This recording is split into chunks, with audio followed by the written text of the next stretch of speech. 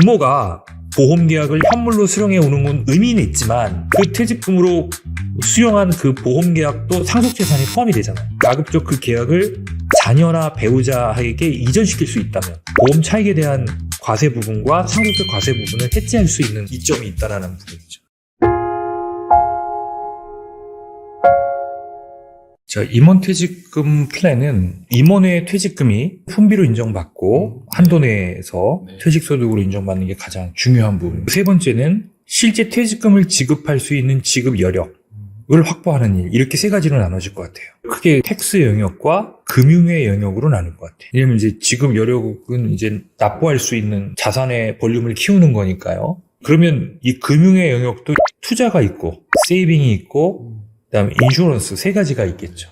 그럼 이제 어떤 금융의 영역으로 내가 퇴직금을 운용하는 게 우리 회사 또는 내가 처해 있는 개인적 상황에 가장 부합하는지. 그래서 보통 이제 많은 분들이 퇴직연금을 선택하시기도 하고 퇴직연금에 대체할 수 있는 다른 금융상품 또는 보험을 선호하십니다. 특히 보장성 보험을 많이들 드시는데 첫 번째 보험을 들 때 우리가 개인이 드는 게 낫습니까? 법인이 드는 게 낫습니까? 라고 물어보면 가입 자체는 법인이 훨씬 구매 경쟁력이 있겠죠. 왜 그럴까요? 개인은 세금을 납부하고 세후 소득으로 가입하는 거잖아요. 법인은 세전 소득으로 가입하는 거잖아요. 물건 살 때 우리가 이걸 공장의 도매가로 사는 거고 이건 백화점에서 더 비싸게 사는 거하고 크게 다르지 않죠. 사망보험금을 또는 이제 보험급부를 최대한 늘릴 수 있는 구조에서는 법인이 가입하는 게 더 많은 보험 자산을 구매할 수 있는 부분에 경쟁력이 있어요. 그죠? 이건 뭐 너무나 자명한 얘기입니다. 개인이 세후소득으로 가입하다가 혹시라도 유지가 안 되거나 하면 손실이 발생이 되죠. 이 손실은 그냥 개인한테 바로 귀속이 되는 반면 법인이 운용을 하다가 손실이 나면 로스분은 법인의 비용 처리로 법인의 손비로 처리되면서 동시에 그 손실의 주체가 법인이 되는 거니까 개인의 영향력이 덜하죠. 그러니까 여기까지는 보험이 무조건 유리해요. 법인으로 계약을 하는 게. 그래서 대표들이 뭐 고액 급여를 책정하시는 분들도 있지만 법인에서 그렇게 많은 급여를 받을 수 없기 때문에 법인에서 받은 급여로 보험까지 준비를 하기에는 녹록지 않습니다. 문제는 이제 절세 경쟁력이에요. 사실 보험이 갖는 절세 경쟁력이 보험차익 비과세라는 거, 사망보험금에 대해서 소득세 내지 않잖아요. 그리고 가급적 사망보험금을 상속세 과세 재산에서 제외되게 만들어야 돼요. 대표적으로 우리가 알고 있는 거는 피상속인이 가입하면 상속재산에 포함된다. 유동성은 현금 자산은 확보되지만 그만큼 상속세를 더 내야 된다. 반면에 상속인이 자력으로 부모의 보험을 들게 되면 그건 상속인의 자산이죠.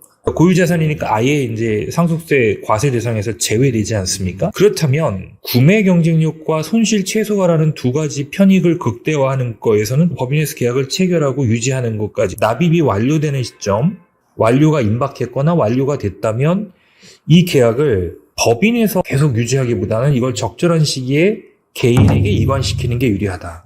왜 그럴까요? 보험은 법인 자산이잖아요. 법인 자산이기 때문에 예를 들어서 10억의 보험금이 나왔어요.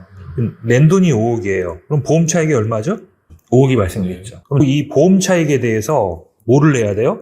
법인세를 내야 되죠. 근데 만약에 이제 경영인 정기보험처럼 납입보험료 전체를 비용 처리했다면 10억의 돈이 그대로 들어오는 순간 그때는 10억이 법인세 과표가 될 거고 거기에 법인세를 납부해야 되겠죠. 그런데 법인세만 납부하면 다 되는 게 아니죠. 왜냐하면 그 보험금이 들어온 시점에 10억이라는 요 자산이 그대로 뭐가 되죠? 순자산가액이 되죠.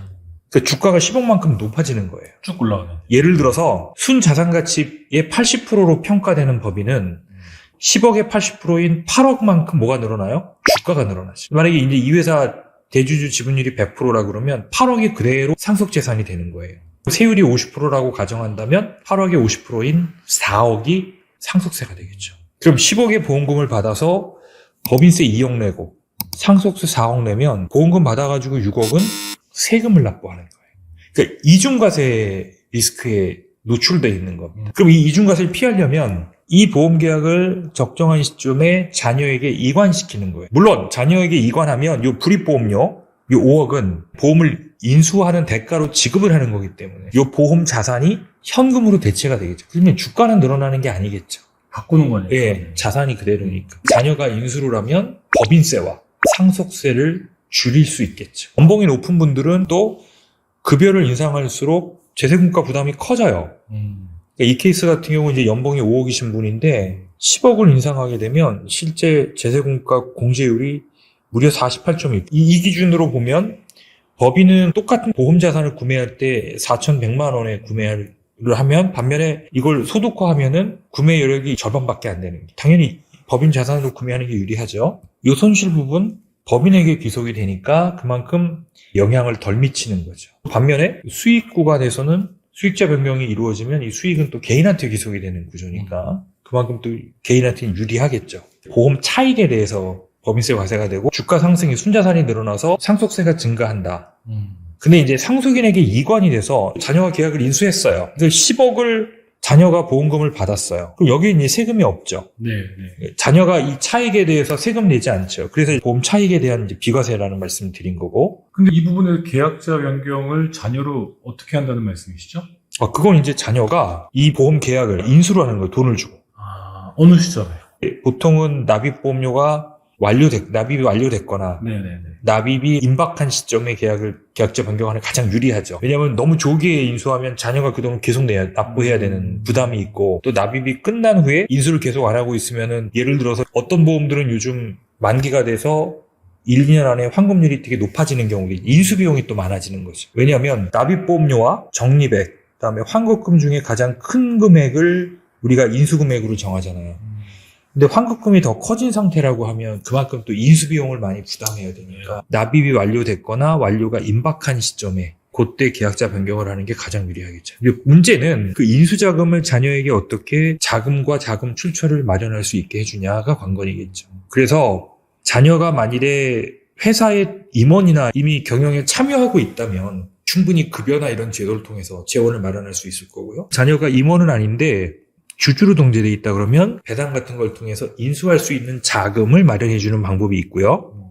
만일에 자녀가 지분율이 어느 정도 유의미하다. 그러면 자기주식 취득이라는 게 있잖아요. 물론 이제 자기주식 취득할 때 양도 차익에 대해서 한 20에서 25% 정도 세금은 내겠지만 이 세금 내고 자기주식 취득에 대한 대가로 계약을 받아올 수도 있겠죠. 부모가 보험 계약을 현물로 수령해 오는 건 의미는 있지만 그 퇴직금으로 수령한 그 보험 계약도 상속재산에 포함이 되잖아요. 가급적 그 계약을 자녀나 배우자에게 이전시킬 수 있다면 보험 차익에 대한 과세 부분과 상속세 과세 부분을 해지할 수 있는 이점이 있다는 부분이죠. 세부적인 방법들도 말씀해 주실 거죠? 네. 다음 방송에서 계속 진행하도록 하겠습니다.